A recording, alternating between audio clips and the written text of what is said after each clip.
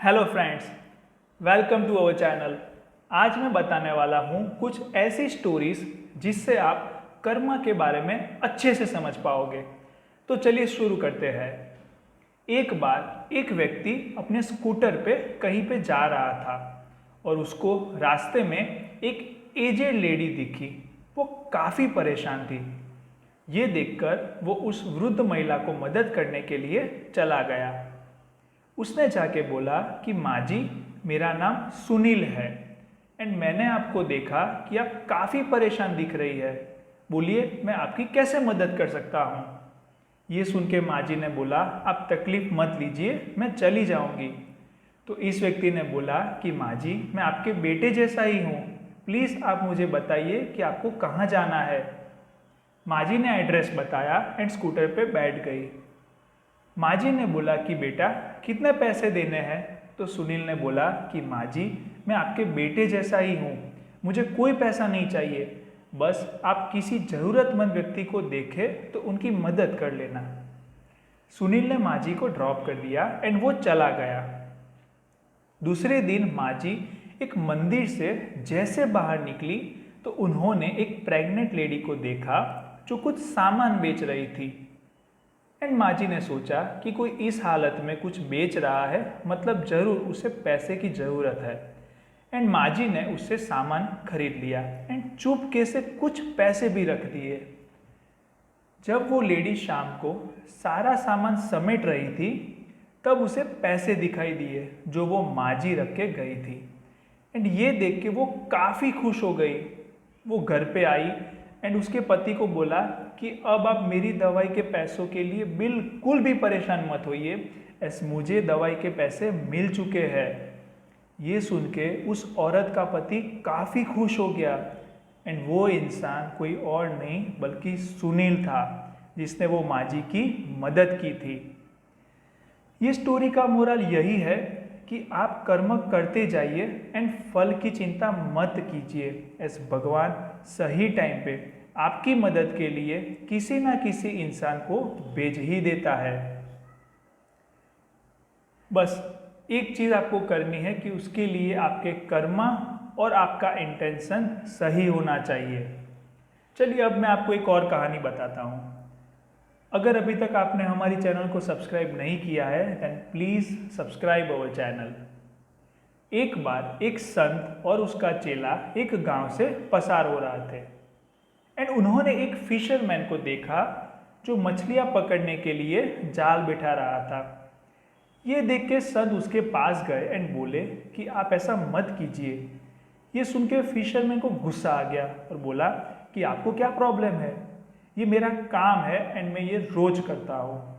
तो संत ने बोला कि अहिंसा परमो धर्म, हिंसा से कुछ भी अच्छा नहीं होता।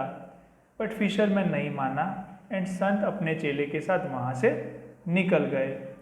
10 साल के बाद वो फिर से इसी गांव से पसार हो रहे थे, तब चेले को एक सांप दिखाई देता है जो काफ़ी दर्द में था एंड कीड़िया उस सांप को काट रही थी। ये देख के चेले से रहा नहीं गया एंड वो मदद के लिए दौड़ा। तब संत ने बोला कि ये सांप और कोई नहीं बल्कि वो फिशरमैन है एंड ये कीड़िया और कोई नहीं, वो सारी फिशिस मछलियाँ है जिसको उसने मारा था। यानी कर्मा का एक और रूल है कि जैसा आप करोगे ऐसा ही आप पाओगे।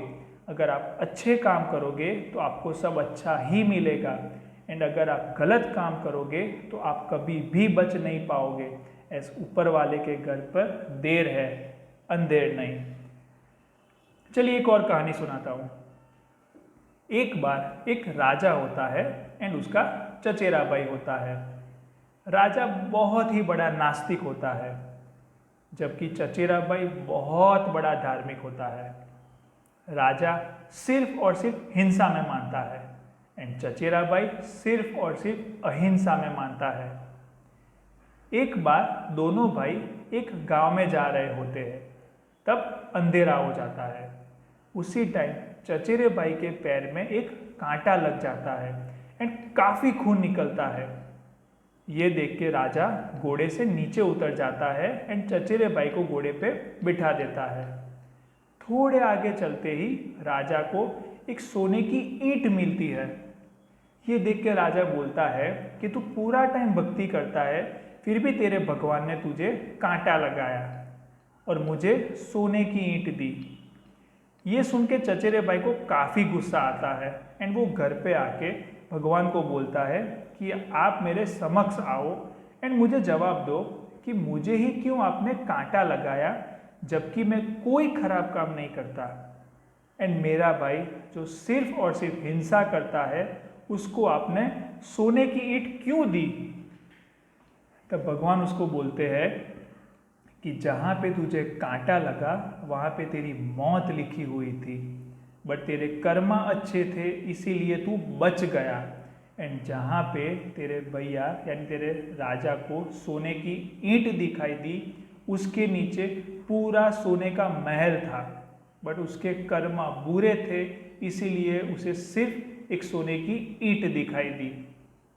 दोस्तों, हम ये अक्सर देखते हैं कि जो अच्छा होता है वो काफ़ी चीज़ें सहता है एंड बुरा इंसान बहुत एंजॉय करता है, बट ये चीज़ सही नहीं है। एज स्वर्ग और नरक यानी कि हेवन और हेल दोनों इसी धरती पे ही है। जो बुरा कर रहा है उसका भी बुरा वक्त आएगा एंड जो अच्छा कर रहा है उसका भी अच्छा वक्त आएगा। बात है सिर्फ समय की। एज हर काम अपने सही समय पे अंजाम ले ही लेता है।